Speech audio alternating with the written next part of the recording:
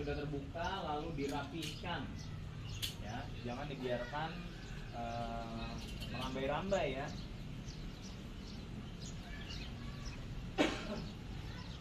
Oke, ketika menggunakan alat penanjak jatuh ini teman-teman cukup mudah ya. Untuk turun tinggal turun, kemudian naik tinggal naik, karena dia auto retract ya. Self retracting lanyard ya. Oke, sini saya jelaskan sedikit ya terkait penggunaan alat penanjak jatuh mekanik ya. Buru-buru bisa terkunci, atau misalkan balikinnya itu jangan dibuka karena itu sebuah gulungan dan dapat merusak alat tersebut ya, jadi kembalikan secara perlahan ya. Horizontal bisa nggak pakai mobile polarizer? Nggak bisa. Mobile polarizer hanya bisa digunakan di pergerakan yang vertikal atau pakai webbing. Lifeline-nya pakai webbing. Nah, alatnya apa Pak? Kalau pakai tali kuning itu hanya tali bantu, kemudian di situ ada petunjuk panah ya. Nah, panah itu adalah menunjuk ke titik angkur. Nah, kalau vertikal gini titik angkurnya ada di mana Pak? Atas. Di atas ya. Jadi arah pemasangannya panahnya harus ke atas. Jadi buka pintu itu, iban aja, kemudian tutup lagi pintunya. Kemudian pastikan arahnya udah benar belum nih menuju ke titik angkur. Ketika sudah terpasang, baru pasang cincin kaitnya. Jangan lupa cincin kait manual harus.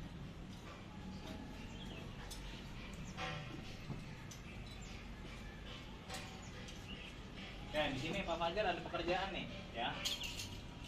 Kalau belum tahu biasanya lilitkan di struktur yang horizontal supaya tidak merosot, ya. Lalu pasangnya di bearing sebelahnya atau sebelah kirinya. Kunci lalu bisa digunakan alatnya. Nah, misalkan dalam posisi seperti ini, ya, Pak Fajar terlalu jauh, ini bisa didekatkan, Pak, ya. Kemudian alatnya itu dipencet atau di slide, ya, supaya dia bisa bergerak, buka kuncian talinya sambil mundur perlahan-lahan.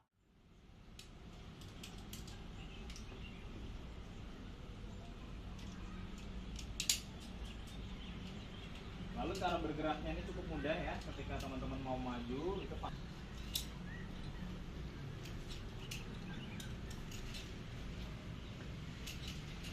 ketika sudah sampai di lokasi pekerjaan ya, jangan mentang-mentang alat ini punya sistem penguncian terus teman-teman sandarkan. Karena kalau misalkan dipegang terus, alat itu nggak akan ngunci Pak ketika terjatuh.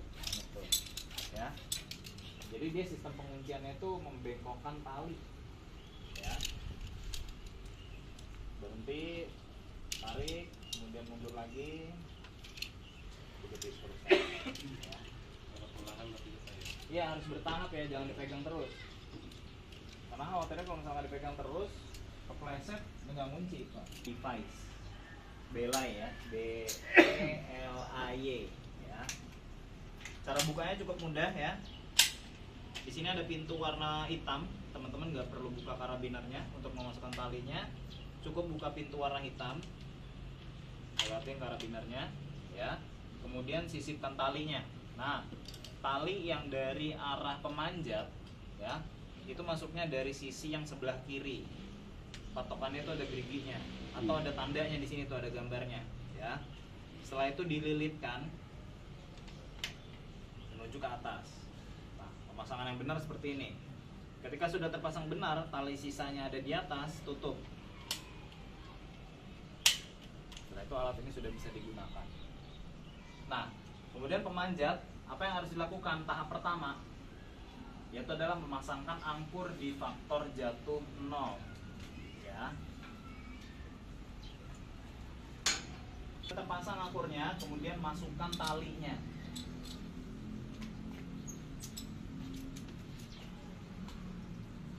Nah, ini harus komunikasi ya. Ketika si pemanjat mau naik, itu harus menginformasikan ke delayer supaya di delay ya.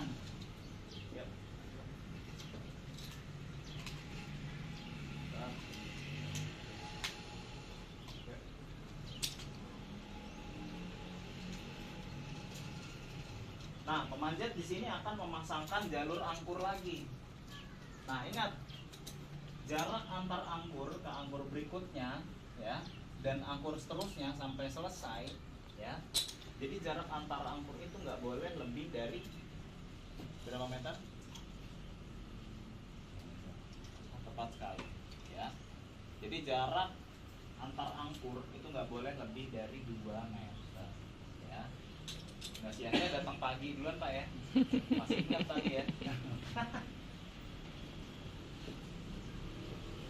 Nah, karena ada pekerjaan kan Pak Fajar masang angkur ya. Jadi pasang tali apa tuh biar bisa kerja pakai 2 tangan? Tali yang disenderin Pak Fajar tuh tali apa namanya? Benar. Tali komposisi kerja. Oke, angkur sudah terpasang. Naik lagi. Kita harus ulurkan talinya supaya pemanjatnya bisa naik.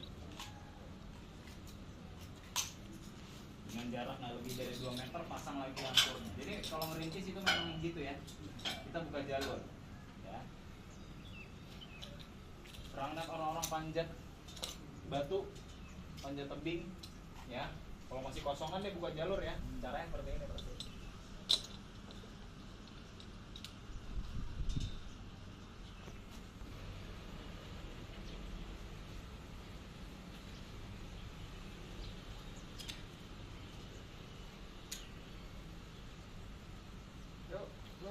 Oke.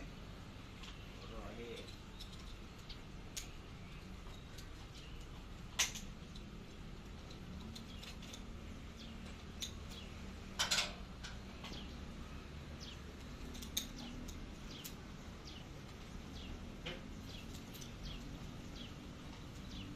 Oke, di tahap terakhir ulur di sini. Kalau seorang pemanjat mau naik, kita tarik. Nanti, nah, tegakkan.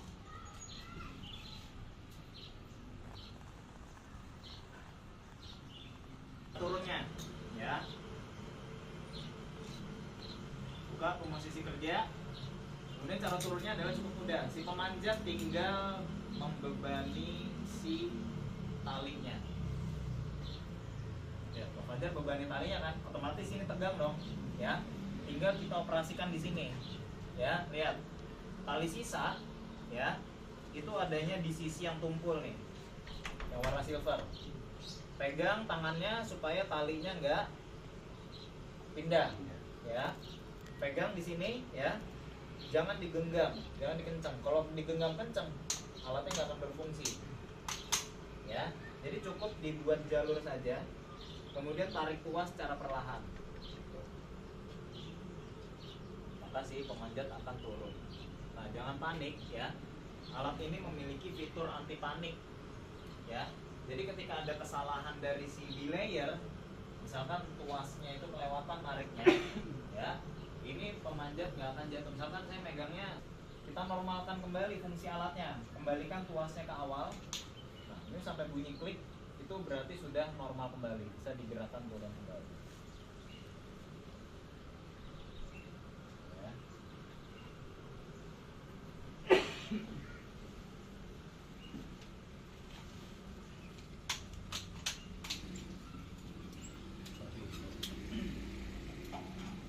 Jadi nama pergerakannya apa ini? Pemanjatan. Pemanjatan. Oke, agak sini ke bawah Pak, biar kelihatan. Ketika salah pemasangan penahan jatuh, misalkan pasangnya di titik bearing perut, dampak ketika terjatuh posisinya adalah seperti ini. Bagian kepala adanya di bawah, bagian jantung juga adanya di bawah. Kemudian bagian menahan bagian pinggang. Ini terdapat cedera tulang punggung. Ya. Kemudian ketika ada kepalanya di bawah, itu mengakibatkan pendarahan di kepala. Jadi teman-teman harus perhatikan ya, jangan sampai salah pemasangan alat penahan jatuh. Kalau misalkan pasangnya di titik bearing perut, misalkan double hooknya, ya resikonya seperti ini ketika terjatuh. Ya, tubuh itu seperti terbagi menjadi 2.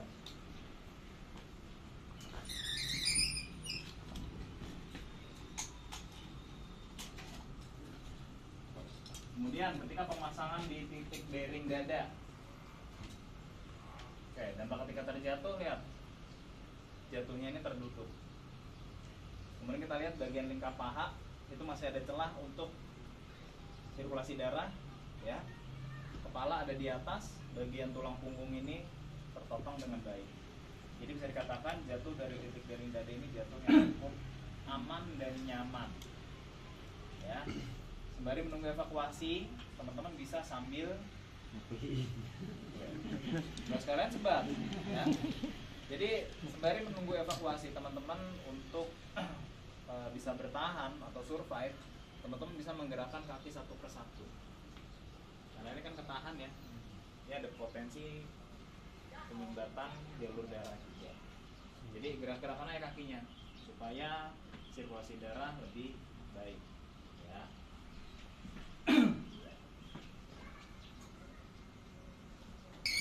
Ya. Kemudian lihat bagian leher, ini kecekek.